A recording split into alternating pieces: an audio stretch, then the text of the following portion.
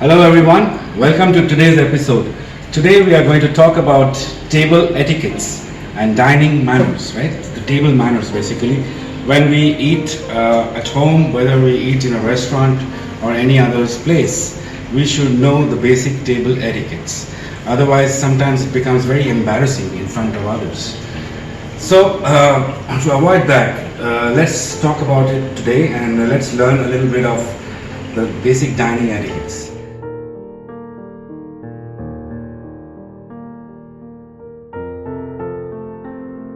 What I mean to say is, at home also you should practice dining etiquettes, because when you go out abroad also and when you go out dining, you should feel more confident while you're dining with other people.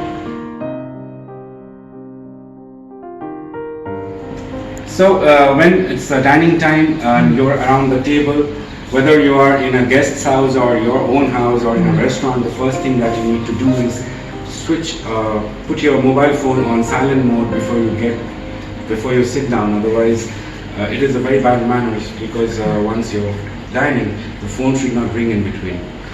So this is the first thing you should remember. And then before you sit down, you let the host and the elders and the ladies sit first, and then you pull up the chair slowly, not making too much noise, and make yourself comfortable and sit down. So when you sit down, just remember not to put your elbows on the table while you are on a dining table. You just make yourself comfortable, take this napkin and place it on your lap before you start dining.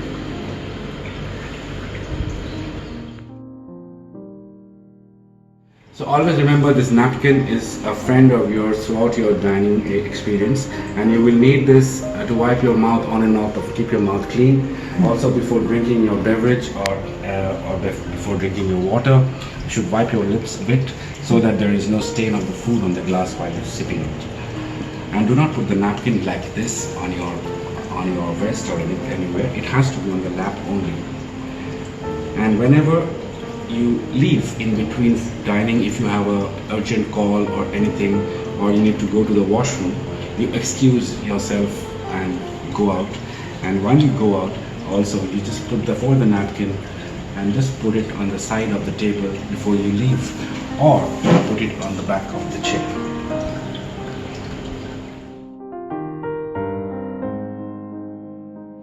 So let's talk about some body language while you are dining. So keep yourself in an upright position, not too straight also, to make yourself comfortable, but not be in a very slouching position like you're lying on a sofa or something like that. And neither do you keep your elbows on the table while you're dining. When you are dining, your free hand, if you're dining with the right hand, the free hand should be on the top of your lap. But in between a meal, if you're waiting for another course, then you can, while you're having a conversation, that is the time you can talk. You can put your elbow here and have a conversation with others. Even at the end of the meal, you can do that. But while you're dining, you never put your hand on the table like this. So when you are dining and you have been served the first course, and everyone else is also getting served, you should wait for the others to get served first. And you should wait for everyone to start eating, and then you start eating. It's not that even if you're very hungry and even if you can't resist yourself, just try to, be in control and wait till everyone else is served, because that is good table manners, to wait for everyone to start together.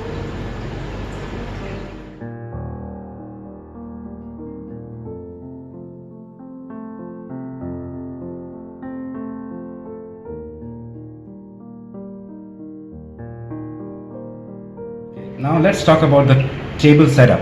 So when you go to a restaurant and you see this kind of a setup in front of you, you should know what is for what. Which one is your glass, which one is someone else's glass, which one is your side plate, which one is the next person's side plate. So you should not get confused there.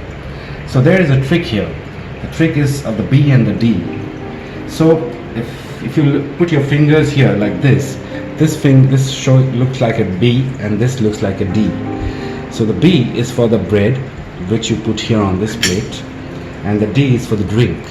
So always remember the B and D. Even if you forget, if you're in a restaurant, you just do B and D here on your lap, so that you know which one is your glass and which where you have to put your bread. So here, if you see, there are forks on the left, and there is a knife and spoons on the right, and there is a spoon on top of your plate too. So this plate ideally is called the bread and butter plate, where you put your breads. Even if you're having Indian meal, you put your naan or paratha or roti here on this plate. And if you're having a continental meal, this knife is given for the butter. So you actually butter your bread while you're eating, and that's why this knife is here. In a very fine dining situation, you may get many other forks on the left, and maybe a couple of more, maybe a teaspoon also added here, and you will get a dessert fork and a dessert spoon on top. This spoon is ideally for the dessert, which is kept on top of the plate, which is a dessert indicator, it's called. That means the dessert is also on the menu. And this is a soup spoon, and this is a spoon, all-purpose spoon, which you will use. Basically, anything which is served in a bowl, it has to be eaten with a spoon, and anything which is served on a flatware is supposed to be eaten with the fork. So in an American style, in American style of dining, it is little different from the continental way of dining. So in American style, what they do is they cut the meat or the steak or the fish with the dominant hand with the knife, and then keep the knife here. Then they change the hands and they eat it again with the dominant hand. Whereas in continental, they do not do that. In continental style, they would cut it with a knife, and they will eat with the fork with the left hand. So that's the difference between American style of dining, which is a little more complicated because you have to keep the knife again here, again then you eat with your right hand, again you cut it with your right hand, and again you eat like that. But in a normal general way, which is generally applicable everywhere, people eat with their fork on the left hand side, and they cut it with the knife with the right hand.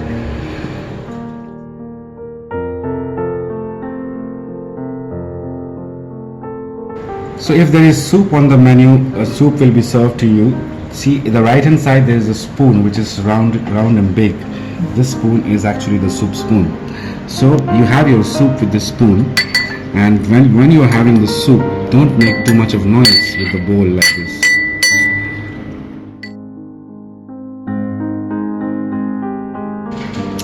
And sometimes when you're eating a food where this knife is not required, then either you can use just your right hand and have your food with the fork, or you can use the spoon on the right hand and keep eating with your left hand on the fork, and you help the food, push the food on the fork so that you can eat well.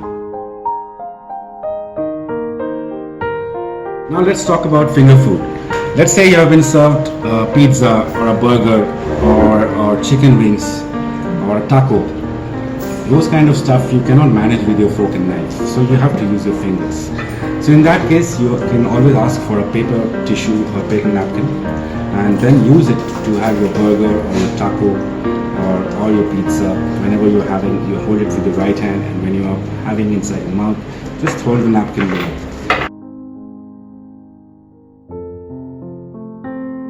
Also, while you're eating, if something gets stuck inside your mouth, then what do? So you use your napkins. You use your napkin to hide your mouth from the others, and take it out, and then put it on the plate, and then again start eating. So, and if anybody asks for salt and pepper, and it's close to you, and somebody is sitting the other way, so if somebody is asking for just salt, then also you pass on both things together, because salt and pepper has to move together. It will never separate. Just remember this.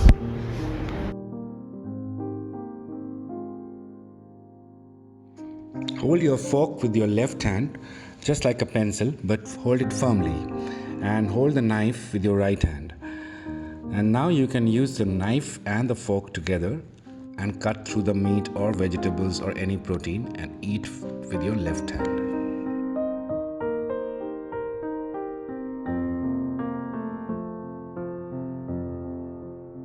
The way you communicate with your server while you're eating is with your knife and your fork. So the placement of the knife and the fork on the plate actually communicates with the person. So if you are, let's say, having your lunch or dinner, and now in between the meal you want to excuse yourself, go to the washroom or attend an important call or something, in that case, how do you go? So before you leaving your plate, and if there's still food on the plate and you want to come back and finish it, then just keep it away from each other like this, which means the food is not yet over and you want to come back and eat it. So nobody will clear your plate in that case. But let's say if you are over with that food, then you can put your fork and knife like this, which shows that you are ready for the next course, and they will remove the plate and then serve the next course to you. Let's say if you want to show that you didn't like the food, then you can put your fork and knife like this, which indicates that you didn't enjoy your meal or you didn't like the taste of the food. And if you want to show that you are over with the dinner and now you don't want to eat anymore, then you just put it like this. And if you want to also communicate that you really enjoyed your meal, you can just put it in a tilted position. It's like a 10 o'clock and a 4 o'clock position. Yeah, so actually you are communicating with your server with your fork and knife, which is really interesting. Always remember, when you're eating or you are chewing something, you are not supposed to talk, because with a mouthful of food you are not supposed to talk. It looks very ugly, and that's why I recommend to take smaller manageable bites if you want to be a part of a conversation. And suppose somebody asks you a question while you are dining, so if you have a smaller bite inside your mouth, you can finish that and answer and be a part of the conversation. But if you have a mouthful of food, you won't be able to do that, and it doesn't look nice too.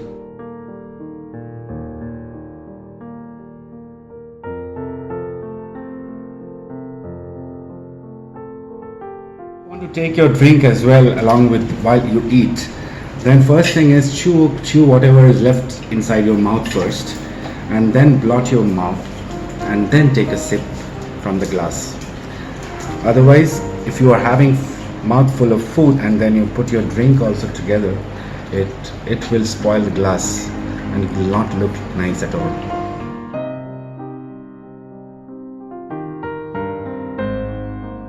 So now I have noodles on my plate. So I'm going to show you how we can eat noodles, right? With a fork and a spoon. You may not use a spoon, but if you want, you can use the spoon. So first I'll show you without the spoon. So if you are having it only with the fork, you have to, twirl the noodles with your fork, and then take a small bite and then have it. Never have your noodles like this, because it's very difficult to eat. See,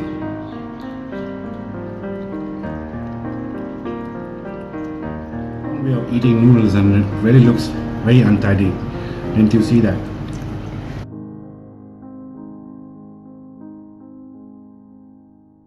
Food is not going anywhere, so take smaller bites like this and then have it, which is easier to manage.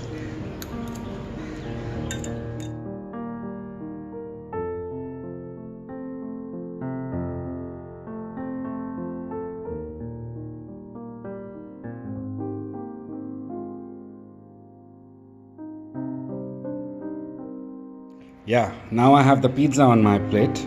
Now I'm going to show you how we can eat this pizza. Looks yummy. Yeah. So in a fine dining restaurant, you may have a setup with knife and fork, but don't try your pizza with a knife and fork, because that's not the way Italians eat. The Italians always eat the pizza with their hands. If it's a thick crust or a thin crust, if it's a thin crust, they will just fold it like this a bit and then eat.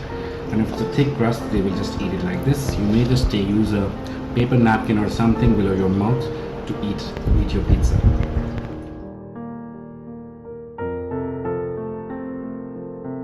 So now that my dining is over, I can keep my elbows on the table and talk to you guys. So I think you got some knowledge about dining etiquettes today. And it's very important to learn this because it talks about your culture, it talks about your upbringing, it talks about your knowledge about how the world operates, right? And also not talking on the phone while you're dining is very important, because a lot of people nowadays are always on their gadgets while they talk, while they're eating or doing anything, which is actually very disrespectful for others who are a part of the dining experience. And try to be in conversation with the people, take smaller bites, manageable bites, so that you can be a part of the conversation. That is very important.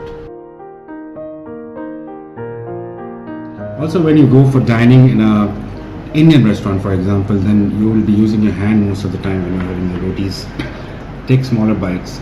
And if you go to a Japanese restaurant, you'll be using maybe chopsticks to eat your sushi or your noodles or anything like that. The world is full of different kind of cultures and different kind of restaurants, and every country has different kind of food habits. But you guys need to learn. You can learn online also. There's a lot of videos on YouTube. Even if you don't know, you can watch them and learn, which is very important, and it will give you more confidence to face the world when you go out abroad and you meet different people from different parts of the world. Thank you for watching. We'll see you soon.